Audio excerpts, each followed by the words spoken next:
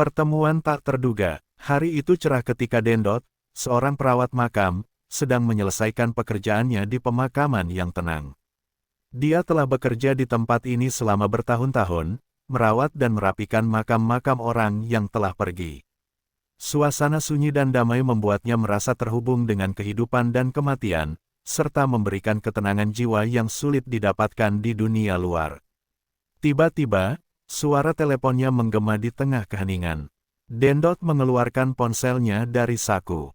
Itu adalah Iggy, teman lamanya yang sudah lama tidak bertemu. Dendot merasa senang mendengar suaranya. Iggy mengajak Dendot untuk bertemu di kafe dekat pemakaman. Tanpa berpikir panjang, Dendot menyetujuinya. Ia meninggalkan tempat pekerjaannya dan menuju kafe. Setibanya di kafe, Dendot melihat Iggy sedang menunggu dengan senyum lebar. Iggy terlihat lebih segar dan bersemangat dibandingkan terakhir kali mereka bertemu. Mereka berpelukan, dan Dendot merasakan kehangatan dari sahabatnya. Mereka mulai berbincang, mengenang masa-masa indah ketika masih kuliah bersama. Iggy menceritakan tentang kehidupannya setelah lulus. Dia kini menjalankan usaha kos-kosan yang cukup sukses. Dendot merasa kagum mendengar pencapaian Iggy. Namun, Iggy mengungkapkan bahwa dia sedang mencari seseorang untuk menjaga kos-kosannya pada malam hari. Dendot, yang sedang mencari pekerjaan sampingan, merasa ini adalah kesempatan yang baik. Dengan antusiasme yang tinggi, Iggy memperkenalkan Dendot kepada Sabto, pemilik kos-kosan tersebut. Iggy menggambarkan Sabto sebagai orang yang baik, tetapi juga sedikit misterius. Dendot merasa penasaran dan setuju untuk bertemu Sabto. Beberapa hari kemudian, Dendot dan Iggy pergi ke kos-kosan tersebut. Begitu mereka tiba, Dendot merasakan keanehan di udara. Bangunan kos-kosan itu terlihat tua dengan arsitektur yang unik, dihiasi ornamen-ornamen yang terlihat kuno. Suasana di sekitar kos-kosan itu terasa mistis, seolah-olah menyimpan banyak cerita. Sabto menyambut mereka dengan ramah. Ia menjelaskan bahwa kos-kosan ini memiliki beberapa lantai, dan kebanyakan penghuni adalah mahasiswa dan pekerja muda. Dendot merasa terkesan dengan keramahan Sabto, tetapi ada sesuatu yang membuatnya merasa tidak nyaman. Mungkin karena aura misterius yang mengelilingi tempat itu. Sabto mengajak Dendot untuk melihat-lihat kos-kosan. Mereka mulai menjelajahi setiap lantai. Di lantai pertama, Dendot bertemu dengan beberapa penghuni yang terlihat bahagia, tetapi ketika mereka naik ke lantai 2, suasana mulai berubah. Dendot merasakan sesuatu yang aneh, seperti ada mata yang mengawasi mereka dari balik pintu-pintu kamar. Ketika mereka sampai di lantai 3, Dendot merasakan dorongan untuk menjelajahi kamar-kamar di sana. Di ujung lorong, ia melihat sebuah pintu yang tampak berbeda dari yang lain. Pintu kamar 204 terlihat lebih tua dan sedikit berdebu. Rasa ingin tahunya mengalahkan rasa takutnya, dan Dendot mendekat untuk mengetuk pintu. Tiba-tiba, saat tangannya menyentuh pintu, sosok menyeramkan muncul dari balik pintu. Dendot terkejut, jantungnya berdegup kencang. Tanpa pikir panjang, ia berlari menjauh dan tidak menyadari bahwa ia kehilangan keseimbangan. Dalam keadaan panik, Dendot pingsan. Ketika ia sadar, Dendot mendapati dirinya berada di atap kos-kosan. Dia melihat Sabto berdiri di dekatnya dengan wajah cemas. Sabto menjelaskan bahwa Dendot hampir saja melompat dari atap, terpengaruh oleh sesuatu yang tidak jelas. Dendot merasa bingung dan ketakutan, tetapi Sabto memperingatkannya untuk tidak sembarangan masuk ke kamar-kamar tertentu, terutama kamar 204. Setelah kejadian itu, Dendot merasa ada sesuatu yang salah dengan kos-kosan itu. Rasa penasarannya semakin membara, dan ia bertekad untuk menggali lebih dalam mengenai apa yang terjadi di balik pintu kamar 204. Meskipun dia merasa terikat pada pekerjaan menjaga kos-kosan, jiwanya telah terbangun oleh rasa ingin tahu yang tidak terpuaskan. Hari itu menjadi awal dari perjalanan menyeramkan yang akan mengubah hidup Dendot selamanya. Tanpa ia sadari bahwa kegelapan menunggu di balik setiap sudut kos-kosan yang angker itu. Rahasia kamar 204. Setelah kejadian di atap kos-kosan, Dendot merasa terganggu oleh pengalaman aneh yang baru saja dialaminya. Meskipun Sabto berusaha menenangkannya, Dendot tidak bisa menghilangkan rasa penasaran yang menggelayuti pikirannya. Ia ingin tahu lebih banyak tentang kamar 204 dan sosok misterius yang muncul di depannya. Keputusan untuk menjaga kos-kosan itu kini menjadi lebih dari sekadar pekerjaan, itu menjadi misi untuk mengungkap rahasia yang tersembunyi di dalamnya. Hari-hari berikutnya, Dendot mulai bekerja di kos-kosan, menjaga keamanan para penghuni. Ia bertemu dengan berbagai karakter, mulai dari mahasiswa yang ceria hingga pekerja yang tampak stres. Namun, Dendot merasa selalu ada sesuatu yang tidak biasa di sekitar kamar 204. Ia sering mendengar bisikan dari balik pintu dan merasakan kehadiran yang menakutkan saat melintasi lorong di lantai 3. Suatu malam, setelah menyelesaikan tugasnya, Dendot memutuskan untuk mencari informasi lebih lanjut. Dia mendekati Bima, salah satu penghuni kos-kosan yang dikenal memiliki kemampuan melihat hal-hal gaib. Dendot merasa bahwa Bima mungkin bisa membantunya memahami apa yang terjadi di kamar 204. Dalam perbincangan yang intim di ruang tamu bersama beberapa penghuni lainnya, Dendot bertanya kepada Bima tentang pengalamannya dengan hal-hal gaib. Bima, yang tampak sedikit ragu, akhirnya membuka diri. Dia menjelaskan bahwa kamar 204 adalah tempat yang sangat berbahaya. Kamar itu terikat dengan energi gelap, katanya. Sesuatu yang tidak seharusnya ada di sini. Banyak yang sudah mencoba masuk ke dalam, tetapi tidak semua kembali utuh. Dendot mendengarkan dengan seksama, merasakan ketakutan yang menyelimuti hatinya. Bima melanjutkan, kamar itu dulunya dihuni oleh seorang wanita yang terlibat dalam praktik pesugihan.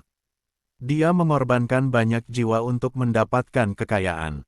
Sejak saat itu, arwahnya terjebak di sana, dan siapapun yang mencoba memasuki ruang itu akan merasakan kehadirannya. Mendengar cerita Bima, Dendot merasakan getaran ketakutan. Ia tidak bisa membayangkan betapa mengerikannya untuk terjebak dalam kekuatan gelap seperti itu. Namun, rasa ingin tahunya semakin membara. Ia bertanya kepada Bima tentang cara mengusir energi jahat dari kamar tersebut. Bima menjelaskan bahwa untuk melakukannya, mereka memerlukan benda-benda yang memiliki kekuatan spiritual, seperti garam, lilin, dan doa-doa yang kuat. Dendot merasa tergerak. Dia ingin melakukan sesuatu, tetapi dalam hati, dia juga merasa ragu. Apakah itu benar-benar aman? Apakah dia siap untuk menghadapi apapun yang ada di dalam kamar 204? Meskipun keraguan itu ada, dia merasa panggilan untuk menyelamatkan jiwa-jiwa yang terjebak. Keesokan harinya, Dendot memutuskan untuk menyelidiki lebih jauh tentang sejarah kos-kosan tersebut. Dia pergi ke perpustakaan setempat, mencari informasi tentang tempat itu. Dalam pencariannya, Dendot menemukan catatan lama yang menceritakan bahwa kawasan itu dulunya merupakan lokasi peribadatan bagi sebuah kerajaan kuno yang memuja dewa-dewa kekayaan. Namun, seiring berjalannya waktu, banyak ritual yang dilakukan di sana justru mengundang malapetaka dan kesedihan. Dendot semakin yakin bahwa kos-kosan ini memiliki koneksi yang dalam dengan kekuatan gaib. Ketika ia kembali ke kos-kosan, dia menceritakan penemuan ini kepada Sabto. Sabto terlihat gelisah, dan Dendot bisa merasakan bahwa ada sesuatu yang tidak beres. Sabto menghindar dari pertanyaan dan berusaha mengalihkan pembicaraan. Suatu malam, saat Dendot sedang bersiap untuk tidur, ia mendengar suara langkah kaki di luar kamarnya. Ia melangkah keluar, hanya untuk menemukan Bima berdiri di depan kamar 204. Dendot merasa berani dan bertanya kepada Bima apa yang dia lakukan di sana. Bima menjawab dengan nada serius, "Aku merasakan ada energi yang kuat di sini. Kita perlu melakukan sesuatu." Mereka berdua memutuskan untuk melakukan ritual sederhana di depan kamar 204, menggunakan garam dan lilin. Saat mereka menyalakan lilin dan mengelilingi pintu kamar dengan garam, Dendot merasakan ketegangan di udara. Suasana menjadi semakin mencekam, dan saat Bima mulai membaca doa, suara-suara aneh mulai terdengar dari balik pintu. Dendot merasa ketakutan, tetapi tekadnya untuk melindungi orang-orang di sekitarnya mengalahkan rasa takutnya. Dia berdoa dalam hati agar mereka bisa mengusir energi jahat itu. Namun, tiba-tiba, pintu kamar 204 bergetar, dan suara tertawa menyeramkan terdengar. Dendot dan Bima saling memandang, merasakan bahwa mereka telah terjebak dalam sesuatu yang jauh lebih besar dari yang mereka bayangkan. Keduanya mundur, merasakan kehadiran sesuatu yang kuat dan menakutkan. Dendot tahu bahwa mereka harus lebih berhati-hati. Malam itu, Dendot kembali ke kamarnya dengan perasaan campur aduk. Ia merasa semakin terikat dengan kos-kosan ini, tetapi juga semakin ketakutan dengan apa yang mungkin terjadi jika mereka tidak menemukan cara untuk menghentikan kekuatan gelap yang bersembunyi di balik kamar 204. Dendot berjanji pada dirinya sendiri untuk menggali lebih dalam, tidak hanya untuk menyelamatkan kos-kosan, tetapi juga untuk menemukan kebenaran di balik semua yang terjadi.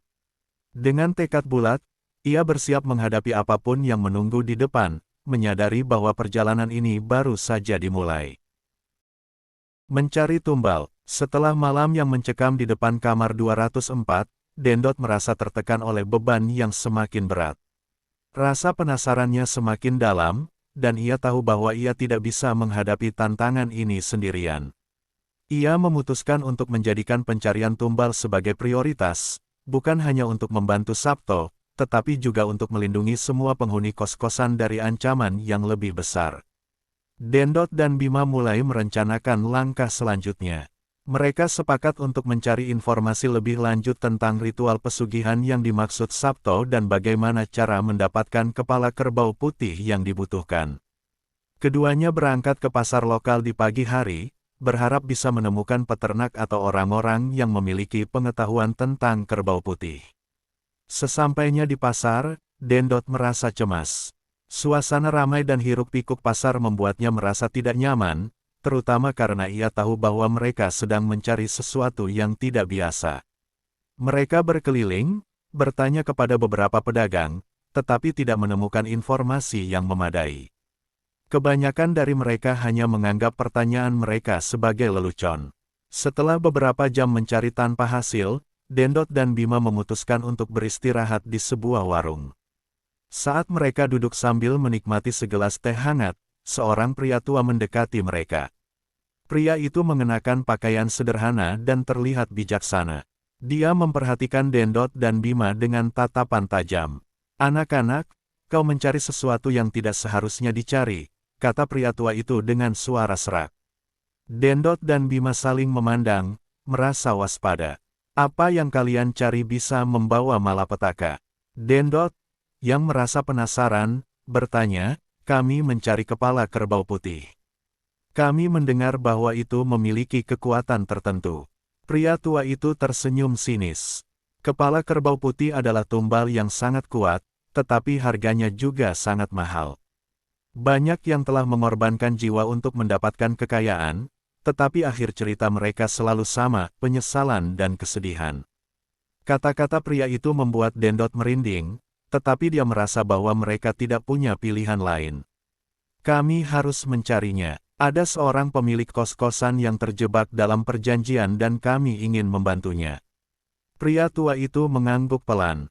"Jika kalian benar-benar ingin mencarinya, pergilah ke hutan di luar kota. Banyak peternak kerbau putih di sana, tetapi hati-hati. Tidak semua orang akan menjualnya. Beberapa dari mereka terikat pada ritual yang sama."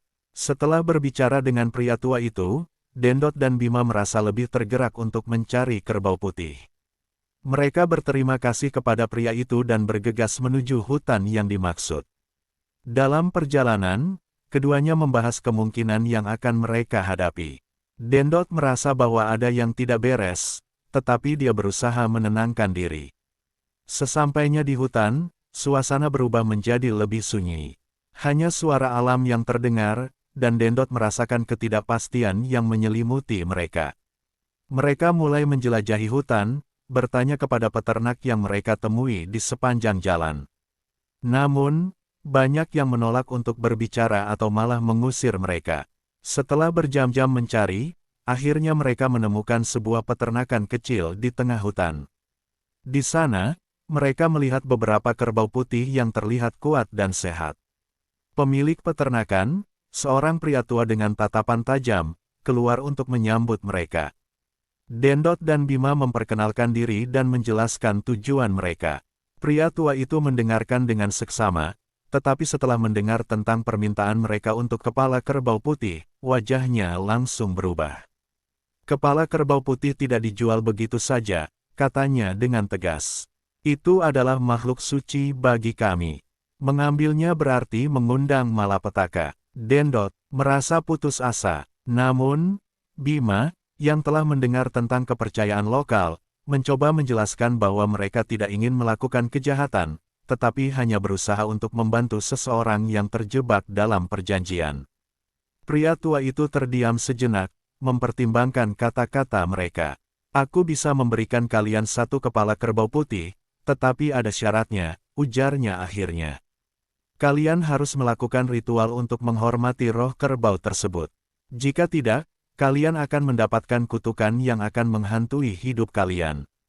Dendot dan Bima saling memandang, menyadari bahwa ini adalah kesempatan yang mereka cari. Mereka mengangguk setuju, dan pria tua itu menjelaskan ritual yang harus mereka lakukan. Setelah mendapatkan semua informasi yang dibutuhkan, mereka merasa sedikit lebih tenang, tetapi keraguan masih menggelayuti hati Dendot. Keesokan harinya, mereka kembali ke kos-kosan dengan kepala kerbau putih yang mereka dapatkan. Sabto menyambut mereka dengan ekspresi campur aduk antara harapan dan ketakutan. Dendot menjelaskan tentang ritual yang harus dilakukan dan bagaimana mereka harus menghormati jiwa kerbau tersebut. Malam itu, Dendot, Bima, dan Sabto berkumpul di ruang tamu. Dengan lilin menyala dan garam di sekeliling mereka, mereka mulai melakukan ritual. Dendot merasakan ketegangan di udara, dan saat mereka mengucapkan doa, suara-suara aneh mulai terdengar lagi. Dendot merasa bahwa sesuatu yang mengerikan sedang mendekat. Ritual berlangsung dengan cemas, dan saat mereka mencapai puncaknya, tiba-tiba ruangan dipenuhi dengan cahaya yang menyilaukan. Dendot merasa terhisap ke dalam dunia lain, di mana suara-suara dari arwah-arwah yang terjebak mulai mengelilinginya. Dalam kekacauan itu, Dendot menyadari bahwa mereka tidak hanya berurusan dengan kepala kerbau putih, tetapi juga dengan banyak jiwa yang terikat oleh kesepakatan gelap. Ketika cahaya mereda, Dendot mendapati dirinya terjatuh ke lantai, napasnya tersengal-sengal. Bima dan Sabto terlihat bingung, tetapi Dendot tahu bahwa mereka telah melangkah ke dalam sesuatu yang jauh lebih besar dari sekadar ritual biasa.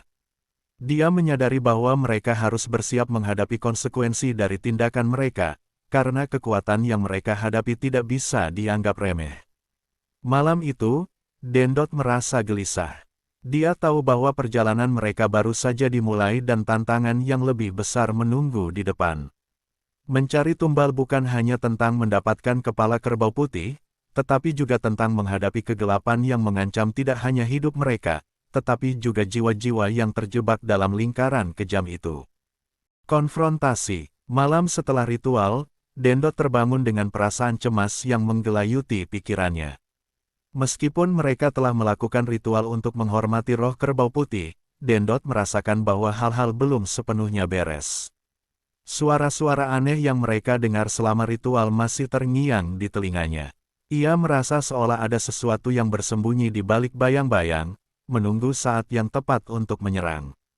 Selama beberapa hari berikutnya, Dendot, Bima, dan Sabto berusaha menjalani rutinitas sehari-hari di kos-kosan.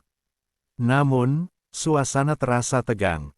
Beberapa penghuni mulai melaporkan kejadian aneh, seperti suara-suara aneh di malam hari dan barang-barang yang hilang. Dendot merasa bertanggung jawab untuk melindungi semua orang, tetapi ia tidak tahu bagaimana cara mengatasi situasi ini. Suatu malam, Dendot memutuskan untuk berbicara dengan Sabto tentang apa yang terjadi. Ia ingin tahu lebih banyak mengenai perjanjian yang mengikat Sabto dengan kekuatan gaib. Dendot mengundang Sabto untuk berbincang di ruang tamu. Ketika Sabto datang, wajahnya tampak gelisah, dan ia tampak menghindari tatapan Dendot. Dendot, aku tidak tahu harus mulai dari mana, kata Sabto dengan suara bergetar. Perjanjian ini lebih rumit daripada yang kau bayangkan. Ketika aku membuat kesepakatan itu, aku tidak tahu bahwa aku akan terikat seumur hidup. Dendot merasa marah dan bingung. Apa yang sebenarnya kau lakukan, Sabto? Mengapa kau tidak memberitahuku dari awal? Kami hampir terjebak dalam sesuatu yang tidak dapat kami kendalikan. Sabto menghela napas, dan Dendot bisa melihat air mata di sudut matanya. Aku terdesak. Usaha kos-kosanku hampir bangkrut, dan aku tidak punya pilihan lain. Aku terpaksa melakukan ritual pesugihan untuk mendapatkan kekayaan. Tetapi semakin dalam aku terlibat, semakin sulit untuk keluar. Dendot merasakan empati untuk Sabto, tetapi ia juga merasa marah. Kau telah mengorbankan orang lain, Sabto. Kami tidak bisa membiarkan ini berlanjut. Sabto mengangguk, tetapi ekspresinya menunjukkan bahwa dia merasa putus asa. Jika kita tidak menemukan cara untuk memutuskan perjanjian ini, kita semua akan terjebak dalam kegelapan selamanya. Dendot dan Bima mulai merencanakan langkah selanjutnya. Mereka memutuskan untuk melakukan ritual lagi, tetapi kali ini dengan lebih serius. Mereka perlu menemukan cara untuk menghentikan kekuatan gelap yang mengancam mereka. Dendot merasa bahwa mereka harus pergi ke sumber masalah, ke kamar 204, untuk menghadapi sosok yang menakutkan itu. Malam itu, Dendot, Bima, dan Sabto berkumpul di depan kamar 204. Mereka membawa lilin, garam, dan benda-benda yang mereka anggap memiliki kekuatan spiritual. Dendot merasa berdebar-debar, tetapi tekadnya untuk menyelamatkan semua orang mengalahkan rasa takutnya. Ketika mereka mulai mengatur ritual, suasana di sekeliling mereka terasa semakin tegang. Dendot merasakan getaran aneh di udara, seolah-olah sesuatu yang jahat sedang mengawasi mereka. Bima mulai membaca doa, dan Dendot merasakan kekuatan spiritual mengalir di dalam dirinya. Tiba-tiba, pintu kamar 204 bergetar hebat, dan suara tertawa menyeramkan terdengar dari dalam. Dendot dan Bima saling berpandangan, merasakan ketidakpastian yang mendalam. Sabto terlihat semakin ketakutan, dan Dendot tahu bahwa mereka harus melawan ketidakpastian ini. Jangan mundur, kita harus melawan, seru Dendot, berusaha menguatkan semangat mereka. Bima melanjutkan doanya dengan lebih keras, dan Dendot mengikuti, berusaha memasukkan semua keberanian yang ia miliki. Saat ritual berlangsung, cahaya dari lilin mulai berkedip-kedip, dan suara tertawa semakin keras. Dendot merasa seolah-olah kegelapan di dalam kamar 204 mulai merayap keluar. Dalam sekejap, sosok menyeramkan muncul dari dalam kamar, tampak lebih menakutkan daripada sebelumnya. Wajahnya penuh dengan kemarahan dan penderitaan, seolah-olah sosok itu telah terperangkap dalam penderitaan yang abadi. Dendot merasa ketakutan, tetapi dia tahu bahwa dia tidak bisa mundur.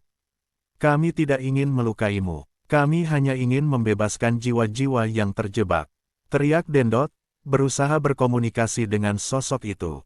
Sosok itu terdiam sejenak, seolah mempertimbangkan kata-kata Dendot. Namun, tiba-tiba, ia mengeluarkan teriakan mengerikan, dan ruangan terisi dengan energi gelap yang menakutkan. Dendot dan Bima hampir terjatuh, tetapi mereka berusaha tetap berdiri. Perjanjian ini harus ditebus dengan darah. Suara sosok itu menggema, dan Dendot merasakan hawa dingin menyelimuti tubuhnya. Kau telah mengganggu keseimbangan yang telah ada. Dendot mulai merasa putus asa. Kami tidak akan membiarkanmu terus mengontrol hidup kami. Kami akan berjuang untuk kebebasan. Dengan kata-kata itu, Dendot mengambil segenggam garam dan melemparkannya ke arah sosok tersebut. Dalam sekejap, cahaya yang menyilaukan muncul, dan Dendot merasakan kekuatan spiritual mengalir ke dalam dirinya. Bima melanjutkan doanya dengan semangat, dan Sabto, meskipun ketakutan, berusaha untuk ikut serta. Sosok itu terkulai, seolah terjebak dalam kekuatan garam dan doa yang mereka bacakan. Dalam momen itu, Dendot merasakan bahwa mereka memiliki kesempatan untuk mengubah keadaan. Namun, sebelum mereka bisa merayakan kemenangan, sosok itu mengeluarkan teriakan terakhir yang mengguncang dinding, dan dalam sekejap, sosok itu lenyap, meninggalkan keheningan yang mencekam. Mereka bertiga terdiam, merasakan ketegangan yang perlahan menghilang. Dendot tahu bahwa mereka telah melakukan sesuatu yang besar, tetapi ia juga merasakan beban berat di hatinya. Mereka telah menghadapi kegelapan, tetapi Dendot tahu bahwa pertempuran ini belum sepenuhnya berakhir. Dengan napas yang masih tersengal, Dendot menatap Bima dan Sabto. Kita harus bersiap, karena ini mungkin belum berakhir. Kita telah membuka pintu untuk sesuatu yang lebih besar, dan kita harus siap untuk menghadapi konsekuensinya. Malam itu menjadi titik balik bagi Dendot dan teman-temannya. Mereka telah berjuang melawan kegelapan, tetapi mereka tahu bahwa masih banyak yang harus dilakukan untuk memastikan keselamatan mereka dan jiwa-jiwa yang terjebak di dalam kos-kosan itu. Dendot bertekad untuk tidak menyerah, tidak peduli seberapa sulit jalan yang harus mereka tempuh. Penyesalan dan pembebasan. Setelah pertempuran yang menegangkan di depan kamar 204, Dendot, Bima, dan Sabto merasa kelelahan dan penuh ketidakpastian. Meskipun mereka berhasil mengusir sosok menakutkan dari kamar itu, aura kegelapan masih menyelimuti kos-kosan. Dendot tahu bahwa mereka harus menghadapi konsekuensi dari tindakan mereka, dan pertempuran ini belum sepenuhnya berakhir. Malam itu, Dendot tidak bisa tidur. Dia memikirkan semua yang telah terjadi, terutama tentang jiwa-jiwa yang terjebak dan ketidakadilan yang dialami oleh mereka. Rasa penyesalan menghantuinya. Ia merasa bahwa meskipun mereka telah berjuang melawan kegelapan, mereka belum sepenuhnya membebaskan diri dari jeratan yang mengikat kos-kosan tersebut. Di pagi hari, Dendot memutuskan untuk berbicara dengan Bima dan Sabto. Mereka berkumpul di ruang tamu, di mana suasana terasa lebih tenang, tetapi ketegangan masih terasa. Kita perlu melakukan sesuatu untuk benar-benar membebaskan kos-kosan ini, kata Dendot. Kita tidak bisa hanya mengusir sosok itu dan berharap semuanya baik-baik saja. Bima mengangguk, menambahkan, kita harus mencari tahu lebih banyak tentang asal-usul perjanjian ini. Mungkin ada cara untuk memutuskan semua ikatan yang mengikat tempat ini. Sabto terlihat gelisah, tetapi ia setuju. Aku tahu bahwa perjanjian ini melibatkan lebih dari sekadar kepala kerbau putih. Ada sesuatu yang lebih dalam yang terikat pada tempat ini. Kita perlu menggali lebih dalam. Setelah berdiskusi, mereka memutuskan untuk mencari informasi lebih lanjut tentang sejarah kos-kosan dan ritual yang dilakukan sebelumnya. Mereka pergi ke perpustakaan setempat dan mulai mencari buku-buku dan catatan yang berkaitan dengan tempat itu. Dendot merasakan bahwa ini adalah langkah yang tepat, meskipun dia tidak tahu apa yang akan mereka temukan. Setelah berjam-jam mencari, mereka menemukan sebuah buku tua yang mengisahkan tentang kekuatan gelap yang mengikat tanah tersebut.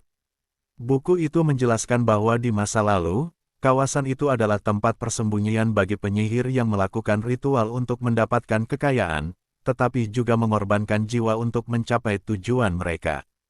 Dendot merasa ngeri saat membaca tentang bagaimana banyak jiwa terperangkap dalam lingkaran kutukan, terikat pada tempat itu selamanya. Ini semua berhubungan dengan jiwa-jiwa yang terjebak, kata Dendot. Kita harus melakukan ritual untuk membebaskan mereka dan memutuskan perjanjian ini. Dengan pengetahuan baru itu, mereka kembali ke kos-kosan dan mempersiapkan ritual yang lebih besar. Dendot merasa ada harapan, tetapi ia juga menyadari bahwa ini mungkin menjadi momen paling berbahaya dalam hidup mereka. Mereka memutuskan untuk mengundang beberapa penghuni kos-kosan yang percaya pada kekuatan spiritual untuk bergabung dalam ritual. Malam itu, kos-kosan dipenuhi dengan cahaya lilin dan suara doa. Dendot, Bima, dan Sabto berdiri di tengah ruangan, dikelilingi oleh teman-teman mereka. Dendot menjelaskan pentingnya ritual ini dan bagaimana mereka akan berjuang untuk membebaskan jiwa-jiwa yang terjebak. Saat mereka memulai ritual, Dendot merasakan energi yang kuat mengalir di dalam dirinya. Suasana menjadi semakin intens, dan saat mereka mulai membacakan doa, Dendot merasa seolah-olah sesuatu yang kuat sedang mendekat. Dia bisa merasakan kehadiran jiwa-jiwa yang sedang menunggu untuk dibebaskan. Tiba-tiba, suasana di dalam ruangan berubah. Angin kencang berhembus, mengangkat lilin dan membuat suasana menjadi gelap. Dendot dan teman-temannya berjuang untuk tetap berdiri, tetapi suara-suara dari jiwa-jiwa yang terjebak mulai mengisi ruangan.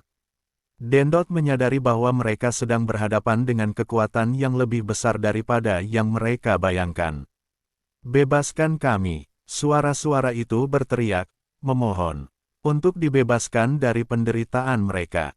Dendot merasakan beban berat di hatinya, tetapi ia tahu bahwa mereka tidak bisa mundur.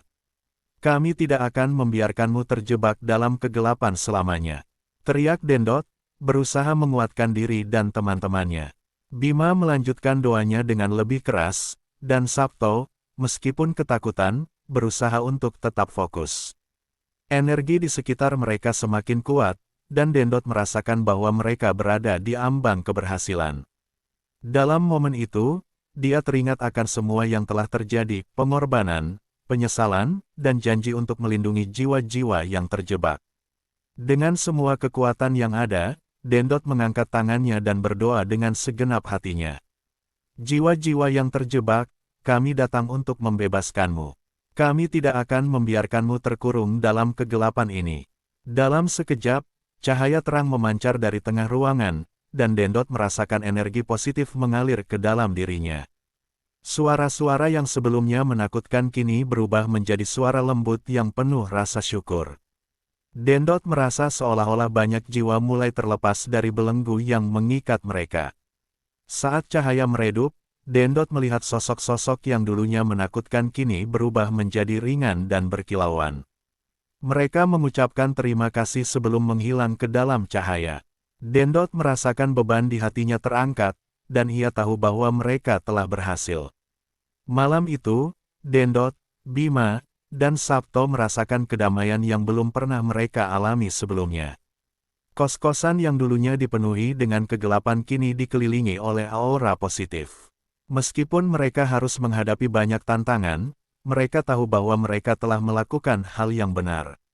Di pagi hari, Dendot berdiri di balkon kos-kosan, melihat ke arah matahari terbit. Ia merasa bersyukur atas semua pengalaman yang telah mengubah hidupnya.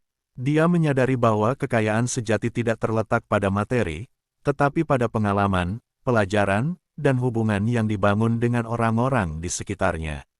Dendot berjanji pada dirinya sendiri untuk terus melindungi kos-kosan dan semua orang yang tinggal di sana. Dia tahu bahwa perjalanan ini telah mengajarkannya banyak hal, dan meskipun ada penyesalan, ia bertekad untuk menjalani hidup dengan cara yang lebih baik. Dengan hati yang penuh harapan, Dendot melangkah maju, siap menghadapi masa depan dengan keberanian dan keyakinan. Perjalanannya belum berakhir, tetapi ia tahu bahwa ia tidak akan pernah lagi terjebak dalam kegelapan yang sama. Kos-kosan itu kini menjadi simbol kebangkitan dan pembebasan, dan Dendot bertekad untuk menjaga cahaya itu tetap bersinar.